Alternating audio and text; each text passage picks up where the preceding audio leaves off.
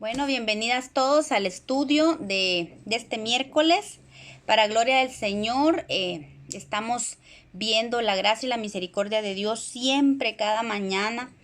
Para su gloria hemos despertado a un nuevo día, a una nueva bendición. Y bueno, hoy seguimos con el estudio de Nehemías. Estamos en el capítulo 13.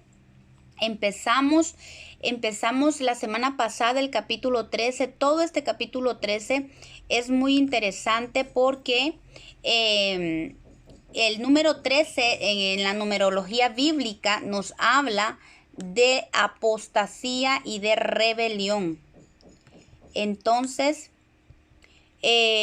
pero también vamos a ir viendo que la palabra al final de la apostasía, vamos a ir viendo cómo la palabra nos asegura fidelidad y la permanencia en el testimonio de Cristo. Amén. Entonces dice, porque el testimonio de nuestro Señor Jesucristo guardará el remanente de Cristo. Primera de Corintios nos habla al respecto, que dice, Primera de Corintios 1, versos 6 al 8, dice, así como el testimonio acerca de Cristo ha sido confirmado en nosotros, de tal manera que nada os falta en ningún don, esperando la manifestación de nuestro Señor Jesucristo, el cual os confirmará hasta el fin, para que seáis irreprensibles en el día de nuestro Señor Jesucristo. Entonces vemos que aunque aparezca apostasía, que aunque aparezca la rebelión dentro del cuerpo de Cristo, dentro del pueblo de Dios, vamos a ver cómo al final la palabra permanece por el testimonio de Cristo en nuestra vida. Y esa es una bendición maravillosa, el saber que nosotros por medio del testimonio de Cristo podemos permanecer y podemos mantenernos en una fidelidad al Señor. La semana pasada vimos del verso 1 al verso 3. Y vimos cómo se leyó el libro que hablaba de la santidad de Dios y de la separación de los pueblos extranjeros que Dios había declarado en su palabra, que ni los moabitas ni los amonitas serían parte de la congregación, ¿verdad? Del pueblo de Dios. Yo creo que esta porción, estos primeros 3 versos corresponden como al final de la historia del pueblo judío en el libro de Nehemías. Creo que esta santidad se hizo al final, porque vamos a ver a partir del capítulo, del verso 4, que habla que esto había pasado previo a unas situaciones que vamos a ver de apostasía, ¿verdad? Que se había dado dentro del pueblo. Por lo que Nehemías ve la necesidad de recordarles la palabra de Dios, a lo que gracias al Señor, pues el pueblo respondió con la santidad y con la separación según la voluntad de Dios. Y hoy vamos a empezar con el verso 4 del capítulo 13 de Nehemías, que dice, antes de esto, esto nos habla de que antes de lo que había pasado en el del verso 1 al verso 3, que fue dada la santificación, lo que vimos la semana pasada, antes de todo eso, dice que el sacerdote Eliasib, siendo jefe de la cámara de la casa de nuestro Dios, había emparentado con Tobías. Recordemos que Tobías era un siervo amonita y le había hecho una gran cámara en la cual guardaban antes las ofrendas, el incienso, los utensilios, el diezmo del grano, del vino y del aceite que estaba mandado dar a los levitas, a los cantores, a los porteros, y la ofrenda de los sacerdotes. Miren qué tremendo lo que el sacerdote Eliasib había hecho en la casa del Señor. Más en el verso 6 nos vamos a dar cuenta cómo fue que este sacerdote Eliasib hizo semejante cosa. ¿Dónde estaba Nehemías? Pues ahí en el verso 6 vamos a ver más adelante dónde estaba Nehemías y por qué se da esta gran apostasía en el pueblo en Jerusalén. Recordemos que Eliasib, sería una pregunta de examen si les preguntara quién era Eliasib, porque ya lo hemos visto. No sé si alguien se atreve a recordar quién era Eliasib. Nati, hermana Sandy, ninguna. Eliasib lo estuvimos viendo Eliasib fue el primer sacerdote, el sumo sacerdote que se levantó a restaurar. Eliasib significa Dios restaurará.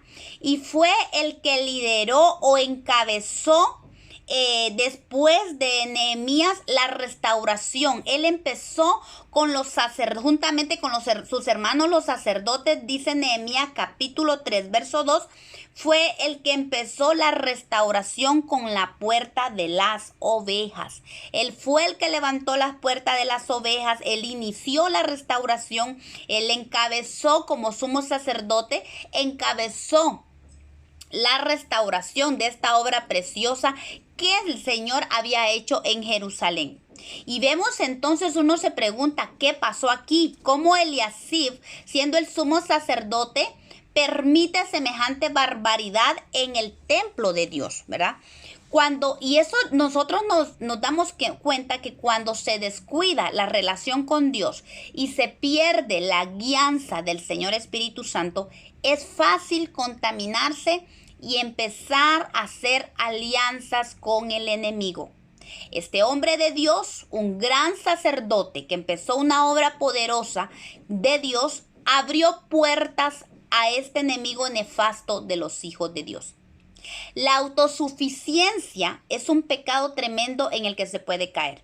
Considero que Eliasib, Nehemías lo había dejado a cargo, él se creyó con toda la autoridad y la autosuficiencia, tanto espiritual como de liderazgo, para poder hacer semejante cosa. Él pensó que podría hacer alianzas con Tobías y que incluso podía darle una recámara dentro del pueblo. Imagínense ustedes que ni siquiera fue, yo me imagino Tobías pidiéndole una recámara y ni siquiera se la pide en su casa, sino que la pide en el templo, dentro del templo de Dios. Imagínense qué tremenda apostasía. Un amonita metido en la casa de Dios, en el templo de Dios, cuando que ni siquiera tenían permiso de vivir dentro de la congregación del pueblo de Dios. Ahora este amonita se atreve a tener una recámara dentro de los atrios del templo de Dios, por permiso del sumo sacerdote Eliasib. No cabe duda, este hombre se descuidó en su relación con Dios, se le olvidó, se encegueció de la ley de Dios. Siendo un sacerdote que sabía la ley de Dios, él permitió semejante puerta y dejó entrar a su vida a este enemigo. Obviamente, yo me imagino que fue algo muy sutil. Empezó emparentando de alguna manera con él, algún hijo, alguna hija. No dice la palabra específicamente cómo fue el parentesco que ellos adquirieron, pero ellos se emparentaron de alguna manera. Y eso dio lugar a que este Tobías se metiera muy suavemente al grado de pedir una recámara en el templo de Dios. Así de nefasto es este enemigo de los hijos de Dios. Definitivamente, yo puedo decir que la autosuficiencia embargó el corazón de Eliasib, pensando de que él tenía la autoridad para hacer semejante cosa, ¿verdad? Entonces, pero vemos que eso no es así. Eso no es así, ¿verdad? Este sumo sacerdote no tenía autoridad para meter a semejante tipo, a semejante rufián al templo de Dios, siendo un amonita. Ese era un inicuo, verdaderamente un inicuo que no tenía permiso ni siquiera de habitar dentro de la congregación, mucho menos estar en el templo de Dios. Entonces, vamos a ir viendo esto tan tremendo, lo que permitió el sumo sacerdote Eliasib. A eso nosotros le estamos llamando en este tema apostasía. Apostasía, un inicuo, no solamente se metió a la congregación al emparentar con Tobías, sino que también se metió al templo de Dios, contaminando el templo de Dios con su presencia allí. Vamos a ir viendo además cómo es sombra de otra cosa tremenda, de un hombre nefasto que va a venir en el futuro. Y esta autosuficiencia es un pecado tremendo que puede hacer caer. ¿Por qué? Porque se cree tener el control de lo que se está haciendo, cuando en realidad es un engaño del enemigo. Jamás con la autosuficiencia, cuando nosotros sacamos a Dios, sus leyes, sus mandamientos de nuestro corazón, nunca vamos a tener el control. Siempre el pecado va a tener el control de nuestra vida. Nunca. Es un engaño del diablo creer que tenemos el control, contra el enemigo cuando nosotros le damos entrada. No, si este es mi amigo, como por ejemplo caen algunos jóvenes en esto cuando se tienen amigos que no son cristianos. Y se juntan con ellos en ciertos lugares y ellos dicen, no, yo tranquilo, yo no caigo, ellos beben, pero yo no. Ellos hablan malas palabras, pero yo no. Ellos bailan, yo puedo ir a una discoteca, yo puedo ir a estar allí con ellos, pero yo no me contamino, yo no caigo en eso. A eso se le llama autosuficiencia. Pero desde el momento que uno acepta tener relación o hacer un lazo con el enemigo, desde ese momento se perdió el control de nuestra vida o del Espíritu Santo sobre nosotros. Hacemos a un lado al Espíritu Santo y entra la autosuficiencia, que es un gran error, es un gran pecado, porque nunca se tiene el control, porque ya el control del Espíritu Santo fue alejado cuando se le hace o se le abre puerta a tremendos enemigos. Y la palabra de Dios nos habla del rey Ezequías. El rey Ezequías tuvo este pecado. Y esta historia del rey Ezequías lo podemos encontrar en Segunda de Reyes, del capítulo 18 al 20. Vemos cómo fue uno de los mejores reyes de Israel. Dios estuvo con él, lo libró de los reyes de Asiria de una manera poderosa. Dios siempre escuchó sus oraciones, porque Ezequías era un rey que dependía de Dios. Era amado por Dios por amor a su padre David, porque él andaba de acuerdo a los caminos de su padre David, y era amado por Dios porque él era obediente. Cuando enfermó, se le mandó a decir, él enfermó de una llaga, dice una llaga de muerte, no sé qué enfermedad era, pero era una llaga de muerte. Al grado que el Señor viene y le dice, manda al profeta Isaías y le dice, prepara tus cosas, ordena tu casa porque vas a morir. Y dice la palabra de Dios que Ezequías inmediatamente se volteó al Señor y empezó a clamar, empezó a rogarle a Dios por su vida, haciéndole remembranza y recordándole de que él había sido un hombre obediente, había obedecido al Señor y había hecho obras poderosas por el Señor. Y dice la palabra del Señor que Dios conmovió su corazón a raíz del clamor de Ezequías. Al punto que dice que aún el profeta Isaías ni siquiera había salido del lugar cuando Dios le dice a Isaías, regresa y dale otro mensaje a este rey Ezequías. Y dice la palabra de Dios, está escrito, que dice que Dios le mandó a decir que tranquilo, que no iba a morir, que le iba a otorgar 15 años más de vida. Miren qué hermoso. Este hombre se le otorgó 15 años más de vida por su clamor, por su ruego a Dios. Pero cometió un gran error después de eso. Y fue que él, en su autosuficiencia, había sido un hombre que Dios le había dado bendiciones, había sido un hombre que Dios le había dado grandes batallas, grandes victorias. Y Dios había peleado por él. Una vez mandó a un ángel y mandó a matar cientos de miles de asirios. El ángel de Dios los mató y peleó por él. Este hombre, Dios le otorgó vida, no cabe duda, entró autosuficiencia en él. Y una cosa que es bien tremenda, él subestimó al enemigo. Dice que él quería presumir su grandeza, la grandeza de su reino y su poderío. Él quería presumirlo. Llegaron los babilonios, llegaron unos hombres enviados por el rey de Babilonia, llegaron a visitarlo con la excusa de su enfermedad. Pero sus verdaderas intenciones eran espiar su reino.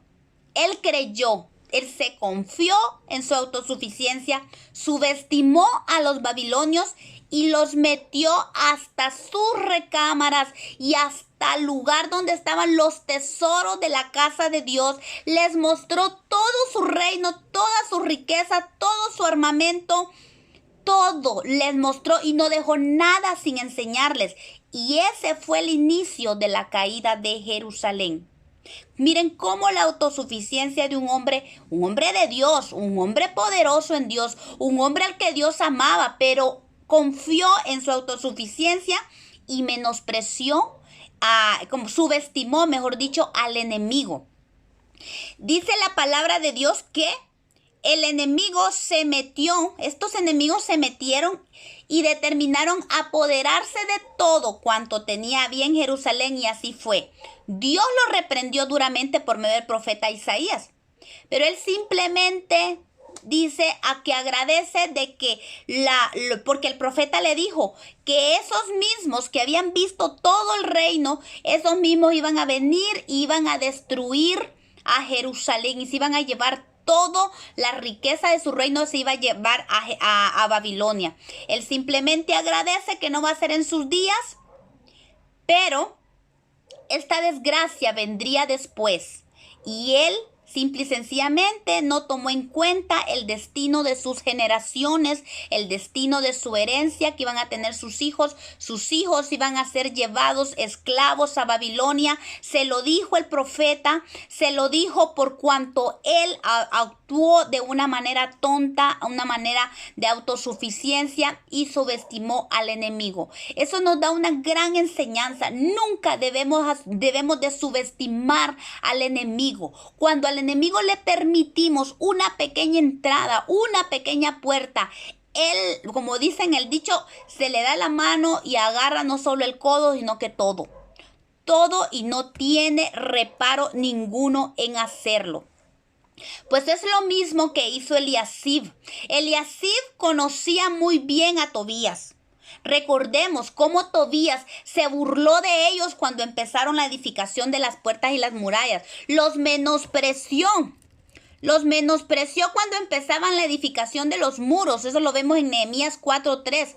Y cómo este mismo Tobías pretendió matar a Nehemías junto con los otros enemigos del pueblo de los judíos. Ahí lo vemos en Nehemías 6.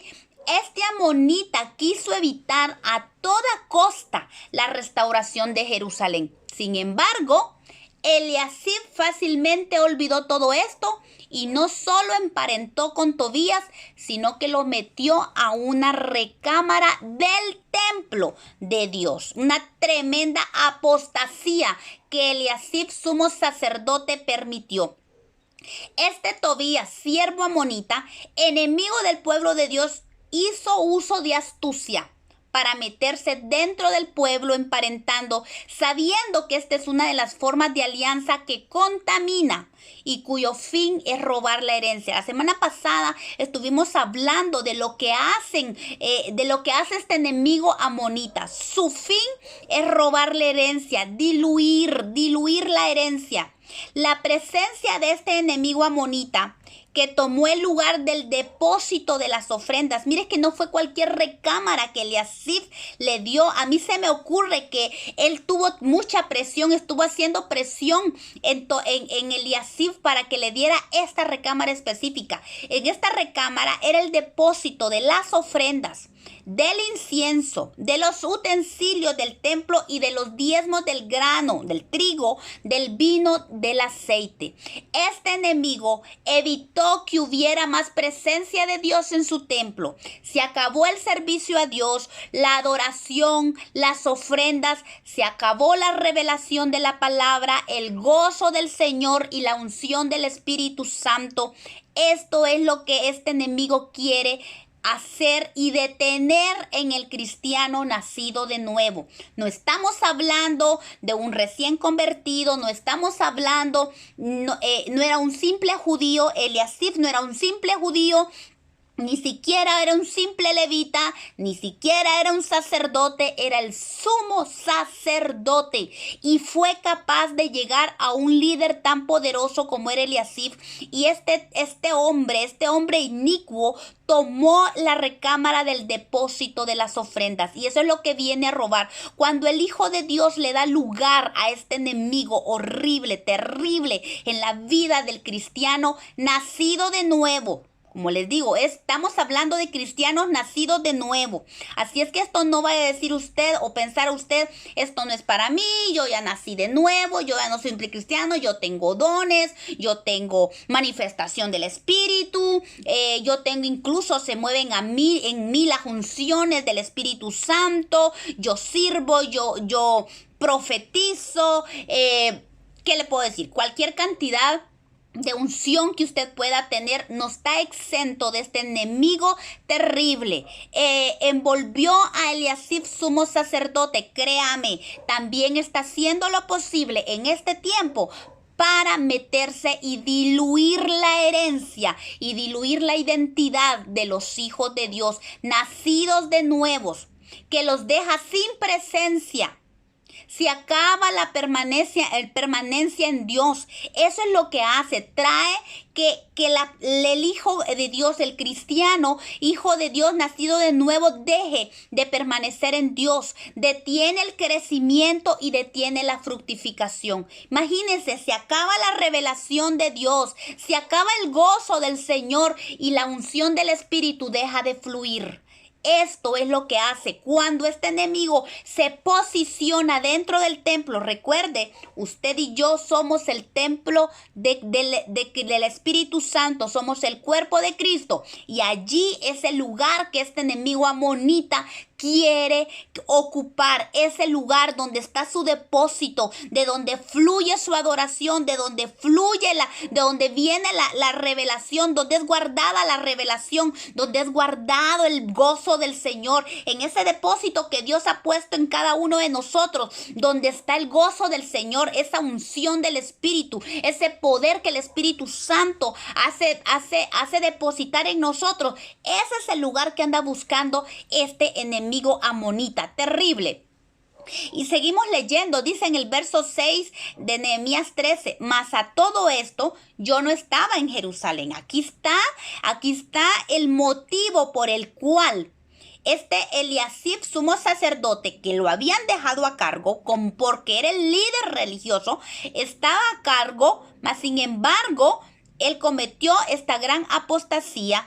¿Por qué? Porque Nehemías no estaba en Jerusalén. Dice, porque en el año 32 de Artajerjes, rey de Babilonia, fui al rey, dice, y al cabo de algunos días pedí permiso al rey para volver a Jerusalén. Entonces supe el mal que había hecho Eliasib por consideración a Tobías, haciendo para él una cámara en los atrios de la casa de Dios.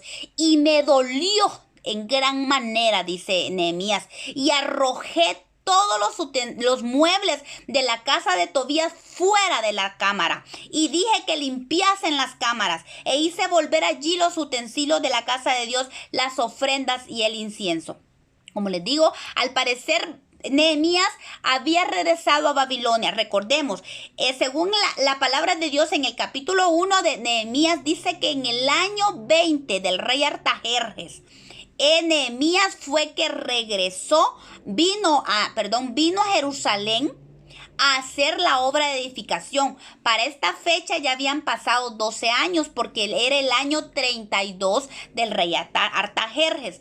Entonces, que la obra de Dios, recordemos que duró 52 días, pero entre los preparativos, entre la madera, entre los otros, digamos que la obra de restauración haya ocupado 1 o 2 años, por ejemplo.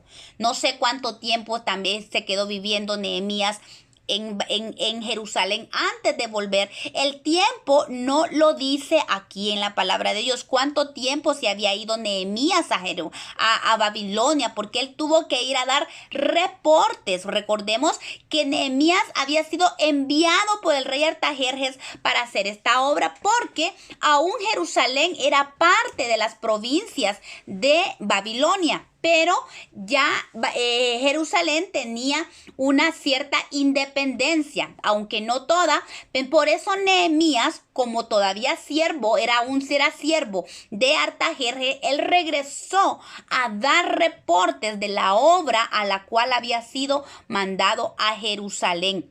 Y como era de suponerse, dejó a cargo al sumo sacerdote, que fue el primero en cometer esta apostasía que se dio en Jerusalén. ¿Y qué se puede decir de cómo estaría el resto del pueblo? Recordemos que cuando el líder se extravía, definitivamente el resto de las ovejas también siguen el mismo camino. Este enemigo estaba ocupando el lugar que le correspondía a los utensilios, las ofrendas, el incienso. Los utensilios nos hablan de nuestro servicio a Dios. Este enemigo, cuando viene, roba todo aquello con que podríamos ser útiles al Señor como instrumentos de justicia. ¿Por qué? Porque Él quiere utilizar nuestros miembros para el pecado. Quiere inutilizarnos para no servir a Dios. Nos pone trampa. Ya no hay tiempo para ir a la iglesia. Ya no hay tiempo para buscar la palabra. Ya no hay tiempo para buscar de Dios. Cualquier cosa, ya no puedo servir porque se me presentó algo o hay un mejor trabajo. Todo aquello que nos imposibilita ser instrumentos en las manos de Dios, en el templo de Dios, es un enemigo amonita que se está levantando en nuestra vida. Es importante que nosotros le pidamos al Señor en este tiempo mucho discernimiento, porque no nos damos cuenta. Esto entra muy sutilmente. Cuando nos damos cuenta, ya no tenemos tiempo para ir a la iglesia, ya no tenemos tiempo para servir a Dios, para obrar en el templo de Dios, para proveer para el templo de Dios. Ya no podemos, porque este enemigo viene a ocupar el lugar de los utensilios, ocupa el lugar de nuestras ofrendas a Dios, nuestro tiempo, para que ya no lo busquemos a Dios por medio de la palabra. Nos roba toda la ofrenda de nuestro corazón, lo que podemos ofrecerle a Dios, nuestro tiempo para buscarlo en intimidad, nuestra alabanza, que también es una ofrenda a Dios. Aún este enemigo puede desviar nuestras finanzas para que ya no demos a Dios lo que le corresponde. Ya no dejamos de diezmar, dejamos de ofrendar al Señor, ya no hay frutos de labios para ofrendarle al Señor. Nos roba todo aquello, ocupa el lugar de nuestras ofrendas. Ya no hay lugar para ofrendarle nada a Dios, porque este enemigo ocupa ese lugar. ¿Y qué decir del lugar que ocupa nuestro depósito, que es el incienso, que es nuestra adoración? Este nos quiere robar nuestra intimidad con el Espíritu Santo, con la presencia de Dios. Imagínense si ya no hay tiempo de buscar al Señor para servirle. Ya no hay tiempo para ofrendarle ni siquiera nuestra alabanza a Dios. Peor va a haber para una intimidad. Él quiere ocupar el lugar de la intimidad, cualquier cosa. Mire, por eso es importante que como hijos de Dios, nacidos de nuevo, entendamos que este enemigo va a entrar con todo, porque este es un enemigo que no le tiene miedo a los líderes, no le tiene miedo a las cabezas que Dios ha puesto. Incluso se va a las cabezas, se va a los que están sirviendo. En Nehemías capítulo 6 del 17 al 19, allí encontramos a este Tobías que ya había emparentado con Secanías. Secanías, no sé si sea el mismo Secanías el cual su hijo era el guarda de la puerta de oriental, era un guarda. No sé, no estoy segura si sea este Secanías, porque se mencionan varios, pero sí el hijo de Tobías, que se llamaba Joanán, él se casó con la hija de Mesulán, el hijo de Berequías. Estos fueron restauradores del muro entre la puerta del pescado y la puerta vieja. Este tipo se vino a meter. Su hijo, el hijo de Tobías, se vino a meter con la hija de Mesulán de la familia de Berequías, que eran restauradores del muro entre, como dijimos, de la puerta del pescado. Perdón, aquí puse error. De la puerta del pescado y la puerta vieja. Es un muro que nos habla del camino que transitamos entre el proceso que Dios nos da del discipulado, de cuando Dios nos discipula a llevarnos a despojarnos de la vieja naturaleza. Cabal se mete para evitar que se camine, para evitar que se crezca, para evitar que nosotros avancemos y maduremos. Este enemigo trabaja para destruir, para socavar desde adentro al pueblo de Dios. Su fin es diluir la fidelidad del que camina y quiere avanzar hacia las promesas del Señor, de manera de estancarlo. Lo deja allí entre el muro, entre la puerta, entre el discipulado y el despojarnos de la vieja naturaleza. Y eso es un estancamiento. ¿Por qué? Porque se evita que las maldiciones sean echadas fuera de nuestra vida. Es toda la vieja naturaleza, toda la vieja levadura, todo eso que representa la puerta vieja se haga en nuestra vida. Eso es el propósito, el fin de este enemigo. También su fin es estorbar la bendición de la relación íntima con el Espíritu Santo que se alcanza en la búsqueda constante por medio de la humillación a Dios. Este enemigo es un burlón. Este enemigo menosprecia a los hijos de Dios y se encoleriza cuando ve que la obra de restauración va prosperando, de tal manera que conspira para atacar y hacer daño. Esto lo vemos en Nehemías 4 del 3 al 8. Esta es la forma en que este enemigo trabaja. Se burla, ataca nuestra identidad, ataca nuestra relación con Dios, nos menosprecia, piensa que somos lo más, ¿cómo se le dice? Lo más detestable. Él cree que nosotros no tenemos derecho a nada. Es cierto, la palabra de Dios nos dice que lo vil y menospreciado del mundo tomó Dios para avergonzar a los sabios. Pero este enemigo, nunca se le olvida eso. Pero él lo que no se le olvida es que Dios nos tomó cuando éramos vil, cuando éramos menospreciados, cuando éramos pecadores, cuando estábamos en el lodo cenagoso, revueltos en el lodo, metidos en el pozo de la desesperación. Este enemigo se encarga de recordarnos quiénes éramos, se encarga de que no olvidemos el menosprecio y trae menosprecio a nuestro corazón. Lo que a él se le olvida y lo que nosotros tenemos que recordarle es, sí, fuimos nosotros eso, fuimos lo vil y menospreciado, pero ahora el Señor nos ha hecho parte de un reino inamovible y nos ha hecho sentar en lugares celestiales. Tenemos que recordarle quiénes somos, a quién nos debemos. Este enemigo por eso ataca la identidad, quiere traer menosprecio a nuestra vida y usa a quien tiene que usar para llevarle a su vida menosprecio, a recordarle el pecado que cometió, a recordarle quién era y la clase de persona que era.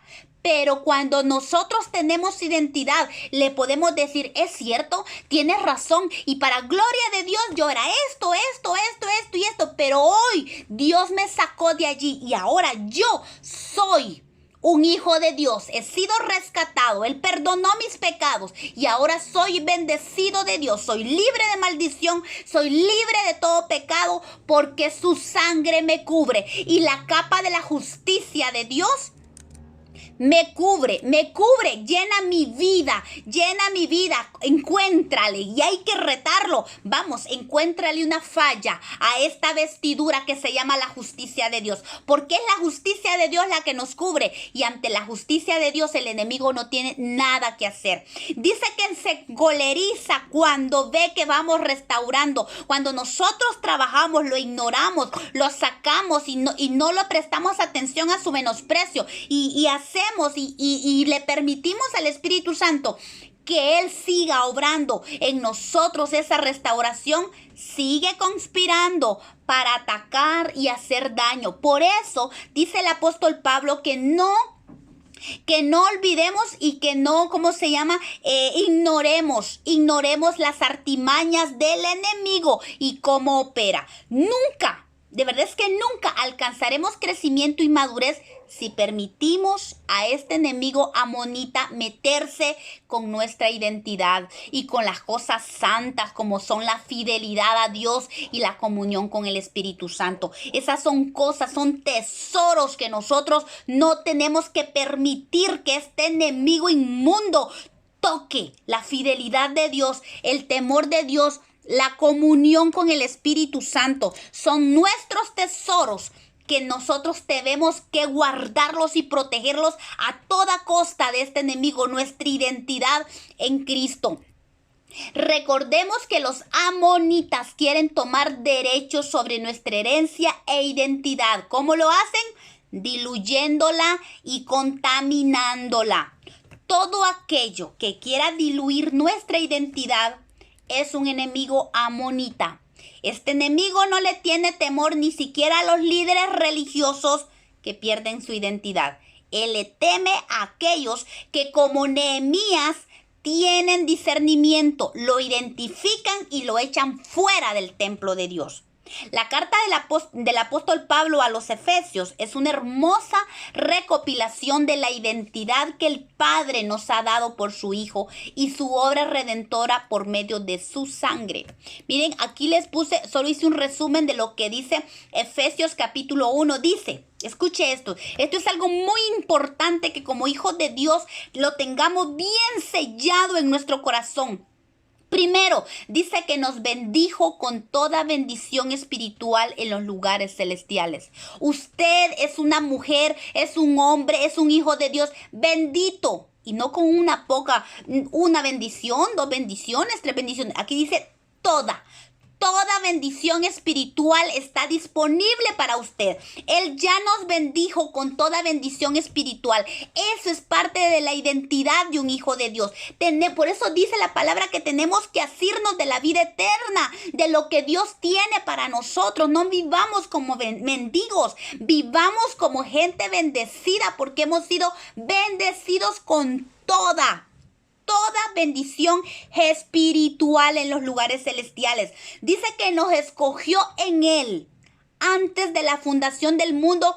¿Para qué? Para que fuésemos santos y sin mancha delante de Él. Él nos escogió para esto, para que fuéramos santos. ¿Qué significa? Apartados, para que no le demos lugar a ningún enemigo que se infiltre y que quiera diluir lo que somos. Él quiere pureza en nuestra vida. Él quiere gobernar solamente y Él vivir dentro de nuestro corazón.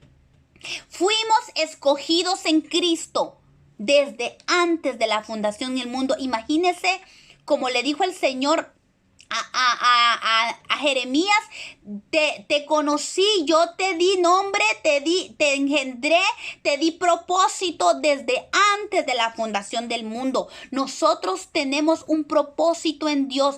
Él nos escogió en Él para que nos fuésemos santos y sin mancha. Ese es el propósito de nuestra vida. Él quiere que seamos santos y sin mancha. Somos escogidos, hermanas. Mire que mi hermano, qué tremenda identidad. Somos amados por Dios. Dice que en su amor nos predestinó para ser adoptados hijos suyos por medio de Jesucristo. Esto es algo precioso y maravilloso.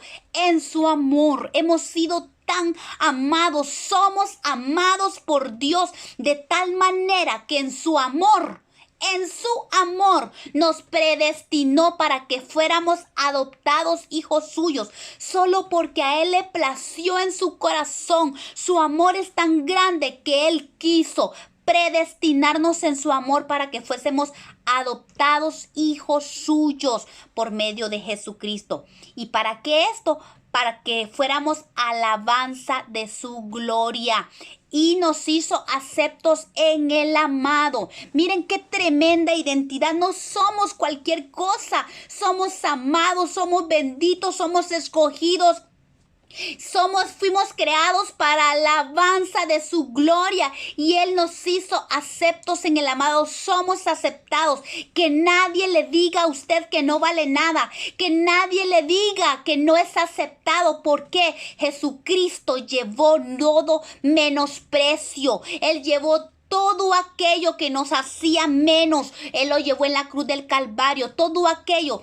Imagínense, esta sociedad tal vez no acepta a los indigentes, que si alguien, hay lugares donde ciertos grupos de personas no son aceptados por su nivel social, por su condición física, pero en el Señor no es así. Somos aceptados por el Padre, porque nuestro amado Jesús llevó todo nuestro menosprecio en la cruz del Calvario, todo aquello que nos hacía no ser aceptados.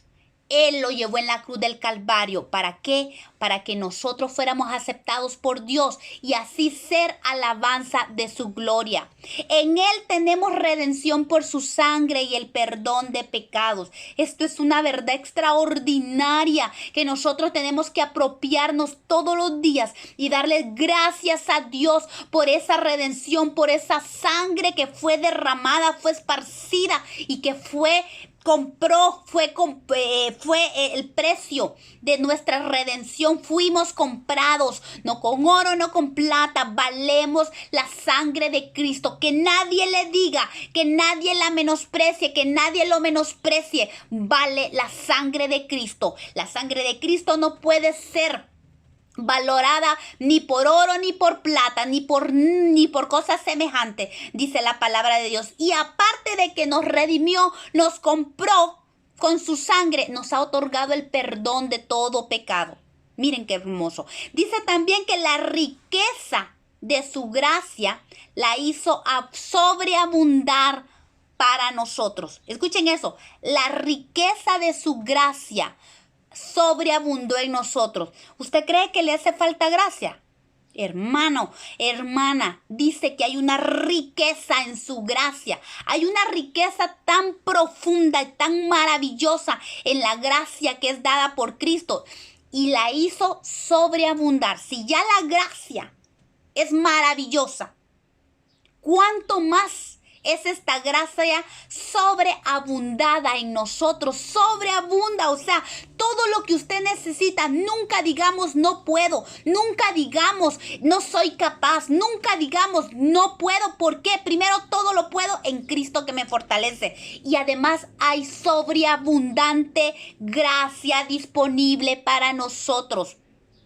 Y esa gracia está disponible en nosotros en toda sabiduría. Mire esto, en toda sabiduría. ¿Quiere sabiduría? Aquí está la sobreabundante gracia que le permite alcanzar toda sabiduría.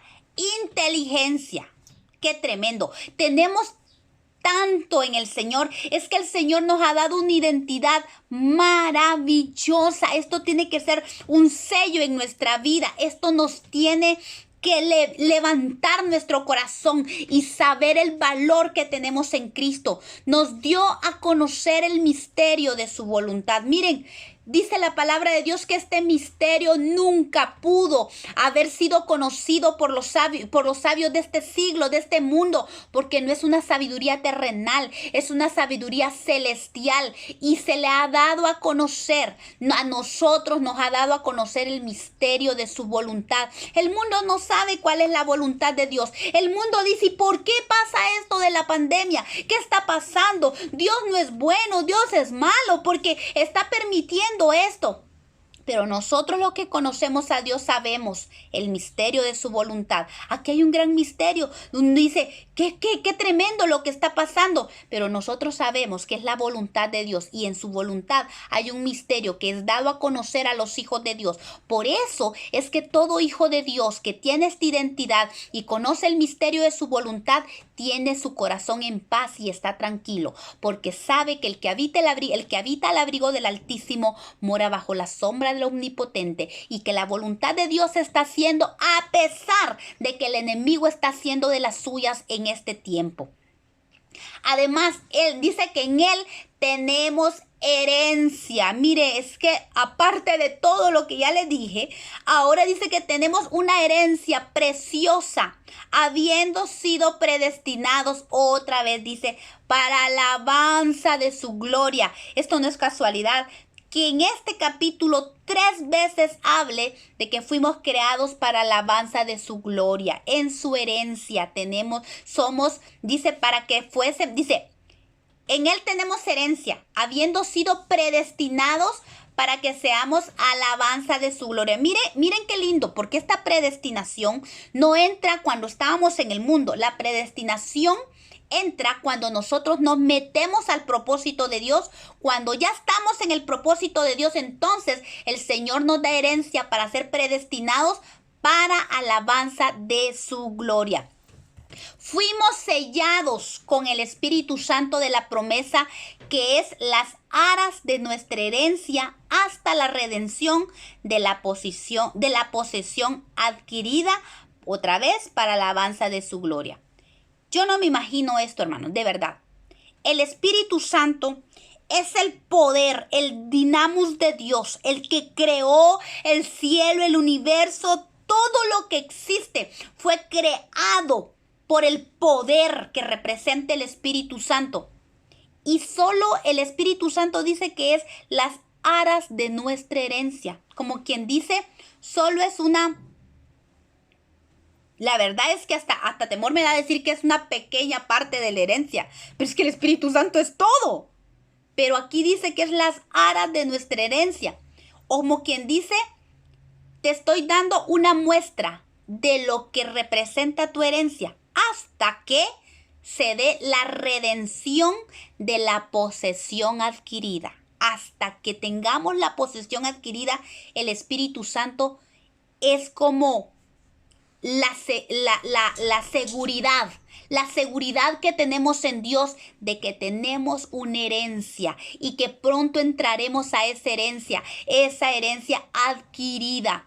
Y otra vez dice, para alabanza de su gloria. Esto es maravilloso. La verdad que tener bien cimentado este sello de la identidad, de lo que somos en Cristo, yo creo que es sumamente importante para todo hijo de Dios nacido de nuevo, para evitar que este amonita que tira a matar las cabezas, los líderes, venga a destruirnos.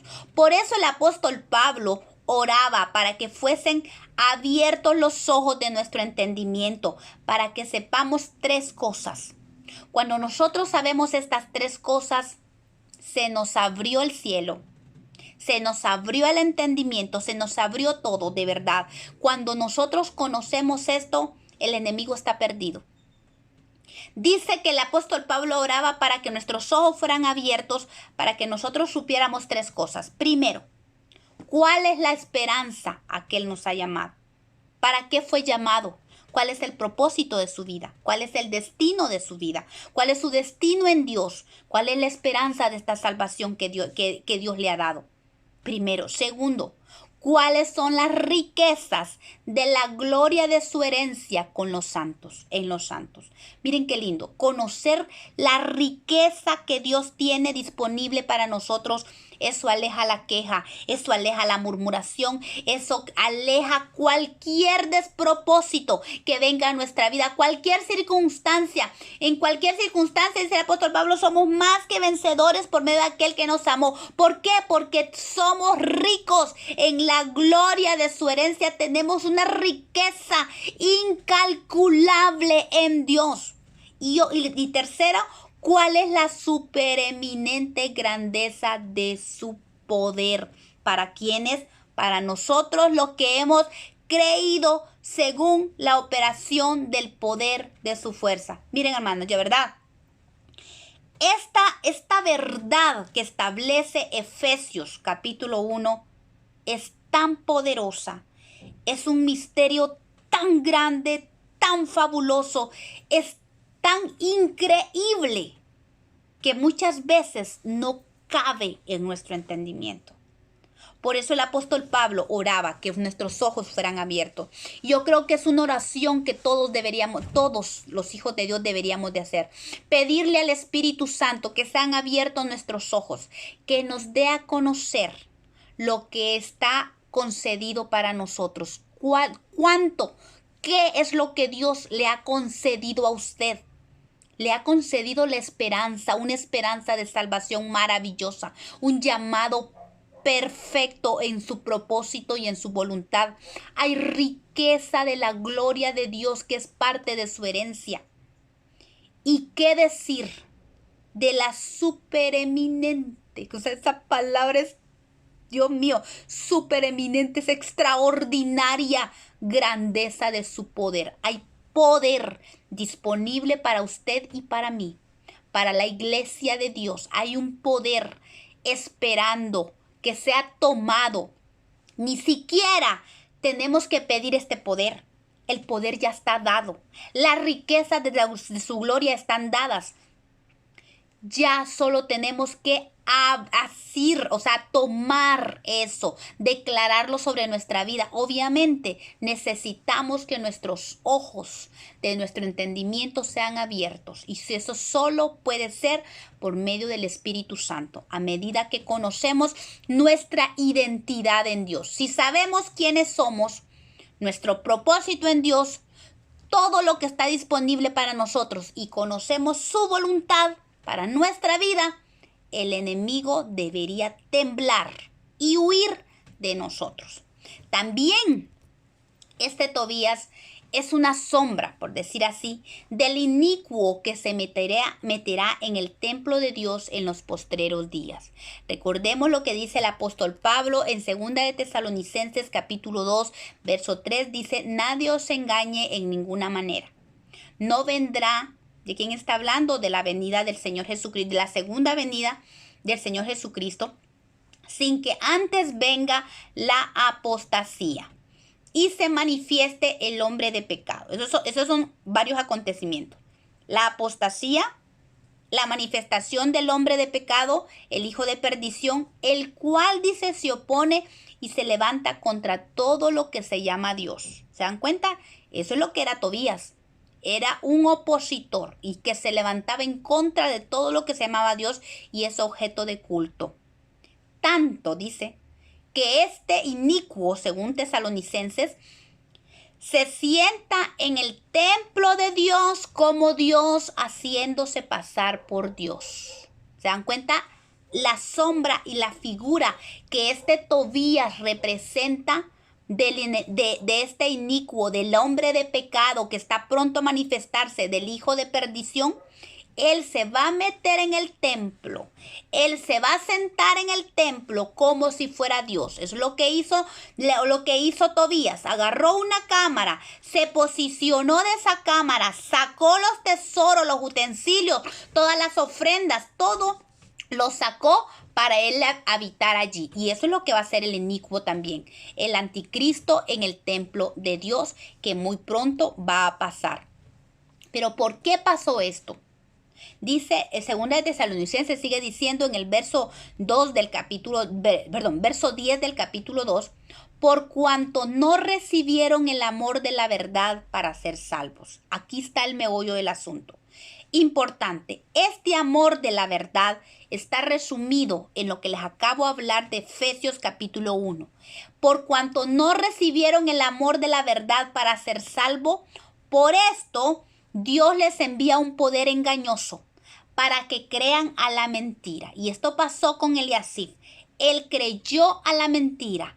A él le vino un poder engañoso porque él no se cimentó en el amor de Dios y en su propósito y en su identidad como sacerdote de Dios, y no digamos como sumo sacerdote de Dios. Por eso le fue enviado un poder engañoso, dice, para que crean a la mentira, a fin de que sean condenados todos los que no creyeron a la verdad, sino que se complacieron con la injusticia. Esto yo creo que es un verso, es un verso que nos confronta, que nos llama a la reflexión. Importante que la identidad de Dios se selle en nosotros para no permitir a este inicuo, esta apostasía, porque cuando nosotros, esta es la apostasía. Entre apostasía hemos hablado, la apostasía reversible y la apostasía irreversible. Cuando un hijo de Dios nacido de nuevo le da entrada a este amonita, porque le ha faltado identidad, porque no ha sellado, porque no ha recibido el amor de la verdad para ser salvo, es muy peligroso. Eso se llama apostasía. Y esto es bien delicado. Por eso tenemos que tener discernimiento. Porque cuando no se recibe el amor de la verdad para ser salvo, cuando no le creemos a Dios esta identidad maravillosa que ha creado para nosotros por medio de Jesucristo, hay un poder engañoso que entra. Ese es Tobías. Tobías, ese enemigo amonita, entra con mentira y toma el trono de Dios que está en nuestro corazón. Y es peligroso si no lo sacudimos como vino Nehemías. Dice la palabra de Dios que vino Nehemías y lo echó fuera. Lo echó fuera. ¿Qué dice el verso? Dice aquí que hizo Nehemías cuando se dio cuenta lo que había hecho. Dice que vino Nehemías cuando se dio cuenta lo que Eliasif había hecho. Dice que agarró todo. No dejó nada de Tobías. Y esto es la obra que nosotros tenemos que pedirle al Espíritu Santo. Aquí es donde se da la apostasía reversible. Cuando somos capaces de arrojar toda la basura que este Tobías amonita, que este enemigo, que el que ha provocado esta apostasía, la echamos fuera, lo sacamos fuera del templo de Dios que es nuestra vida. Lo echamos con todos sus muebles, así como lo hizo Nehemías, y limpió. Miren qué tremendo, porque Nehemías no solo arrojó los muebles de Tobías fuera de la cámara, mandó a limpiar la cámara, porque cuando este enemigo ha venido a diluir, cuando este enemigo ha venido a contaminar el templo de Dios y nuestra herencia, hay que sacarlo de raíz. Y no solo hay que sacarlo de raíz, sino que hay que limpiar. Hay que hacer una obra de purificación en nuestra vida por medio del Espíritu Santo. Por eso es que Nehemías es una figura preciosa del Espíritu Santo. Si nosotros le damos nuestro corazón al Espíritu Santo y le decimos: Espíritu Santo, perdóname, apostaté contra ti, pero yo hoy me regreso a ti, Señor, ven y límpiame. El Espíritu Santo ve y saca toda la basura de los amonitas, de este enemigo amonita, y limpia la cámara de nuestro corazón y hace volver allí todo lo que corresponde. Vuelven los utensilios a la casa de Dios, vuelven las ofrendas, vuelven los diezmos y vuelve el incienso. Regresa la revelación de Dios, regresa el amor de Dios, regresa el gozo de nuestra salvación. Recuerden, es lo que le pasó al rey David. Él apostató, era un hombre nacido de nuevo, amado por Dios, pecó grandemente. Eso fue un tipo de apostasía, pero él volvió al Señor y fue reversible porque él se humilló. La humillación y el arrepentimiento es base y es poderoso para que la apostasía sea reversible. Pero cuando no hay arrepentimiento y con conciencia ¿cómo se llama? Se apostata contra Dios de tal manera de que se renuncia a Jesucristo y a su sangre. Ahí sí ya no hay vuelta de hoja. Eso es una apostasía sin reversión. Pero al igual que David, que le permitió al Señor que limpiara su corazón. Recordemos el Salmo 51, como él dice: lávame, Señor, de mi maldad, lávame con lejía si es posible, pero lávame. Esto fue lo que hizo Nehemías con la cámara que había contaminado Tobías. Como había contaminado el templo de Dios, él mandó a limpiar la cámara y dice: y hice volver Otra vez los utensilios, otra vez se le servimos a Dios, otra vez presentamos nuestros miembros al Señor, otra vez vuelve el gozo del Señor, el vino, el gozo del Señor, el aceite, la unción, la revelación, el trigo otra vez vuelve a la vida. Es importante. No permitamos la apostasía en nuestra vida como hijos de Dios. Somos hijos de Dios. Nos ha dado un Espíritu Santo, nos ha dado sabiduría. Tenemos demasiada riqueza en nuestra identidad que Dios nos ha dado. No permitamos que ningún enemigo amonita venga a diluir nuestra identidad y a querer tomar nuestra herencia. Recordemos lo que pasó con Ezequías. Él subestimó al enemigo y lo dejó meterse hasta los tesoros del templo, y luego aquel se robó todo y condenó, bueno, no solo él, pero con todos los pecados que había traído ya las generaciones. Pero el Señor le dijo: tus hijos serán llevados como esclavos y serán eunucos en Babilonia. Ezequías se dio cuenta que sus generaciones, su herencia había sido entregada. Ese error que él cometió hizo que su herencia fuera entregada a los babilonios, a los enemigos del pueblo de Dios. No permitamos. Esta mañana es una mañana de exhortación. Somos hijos de Dios, somos nacidos de nuevo. Pidámosle al Señor discernimiento para que no permitamos a este enemigo, que es un enemigo, no sé ni cómo decirle, es lo peor, es un nefasto, horrible enemigo que puede entrar en nuestra vida y nos roba lo más precioso de los tesoros que Dios ha puesto en nosotros. Y roba identidad y condena nuestra herencia porque la diluye. Así es que esta mañana no permitamos, pidámosle al Señor discernimiento y que esta identidad que tenemos en la carta de los Efesios, capítulo 1, esté sellada en nuestro corazón. Pidámosle al Espíritu Santo que nuestros ojos de nuestro entendimiento sean abiertos para no permitir este enemigo y no permitir apostasía. No hagamos alianzas con el enemigo. Con el enemigo no se hace alianzas. Al enemigo se le corta y se le echa fuera como lo hizo Nehemías. Tenemos que sacar toda la basura, porque es tiempo de la purificación, es tiempo de la santidad. Recordemos que esta apostasía se dio antes de la santificación que vimos en los primeros 3 versos del capítulo 13. No permitamos quedarnos en la apostasía. Si hay apostasía, por favor, volvamos a Jehová. Hoy es el día que hizo Jehová. Hoy es el día. Si hoy oyes mi voz, no endurezcas tu corazón, dice el Señor. Si hay apostasía en tu vida, si has conocido a Dios, si ya habías conocido a Dios y permitiste a este enemigo en tu vida, hoy es el día que tú le digas no más. Hay una identidad que Dios me ha dado y hoy me apropio de esa identidad. La declaro para mí, porque ahí está disponible para mi vida. Así es que, hermanos y hermanas, este es el día para revisar nuestra vida. Y si ha habido un enemigo como este amonita infiltrado en nuestra vida, hoy es el día que lo cortemos y lo echemos fuera de nosotros. No permitamos ningún tipo de apostasía en nuestra vida que nos roba, que nos condena si nosotros se lo permitimos, a una herencia diluida, a una identidad sin propósito. Así es que si hoy ha habido apostasía, cierta apostasía en su vida, hoy es el día del arrepentimiento.